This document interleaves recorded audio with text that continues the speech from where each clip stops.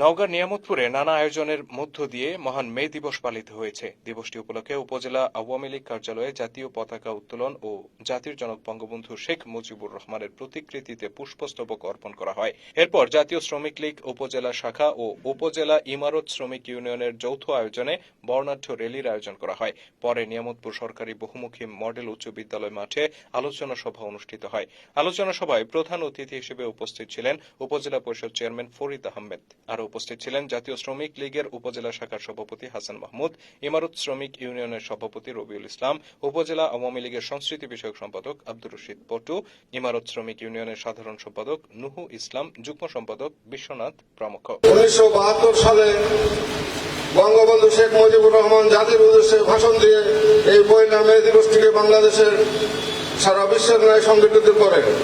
তখন থেকে বাংলাদেশ আমরাও 1 মে দিবস পালন করি। এই শ্রমিকদের অধিকার প্রতিষ্ঠার আন্দোলনে যারা আত্মাহুতি দিয়েছে তাদের আত্মার মাগফিরাত কামনা করছি। তারা সংগ্রাম করেছিল, আন্দোলন করেছিল এই শ্রমিকদের পক্ষে, আর ফলশ্রুতিতে আজকের এই মে দিবস। আসলে মে দিবস সম্পর্কে অনেক আলোচনা অনেকে করেছে। জাতীয় মে দিবস সেই ব্রিটিশ সময় থেকে যা হয়ে আসছে তার পরিপ্রেক্ষিতে আমাদের জাতির জনক বঙ্গবন্ধু শেখ মুজিবুর রহমান তার নেতৃত্বে এই জাতীয় মে দিবস তার ঘোষণায় এবং সেই সময় থেকে যেই নির্দেশনা দিয়েছে সেই উপলক্ষে সেই দিন থেকেই আজ পর্যন্ত এই মে দিবস আমরা পালন করে আসি।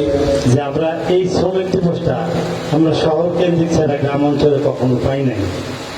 আমরা যখন দেখেছি ওই রাজশাহী বিভাগীয় শহর ঢাকা এছাড়া কোনোদিন শ্রমিক দিবস ইংল্যান্ড কি জেলা সদরগুলোতে হইত না।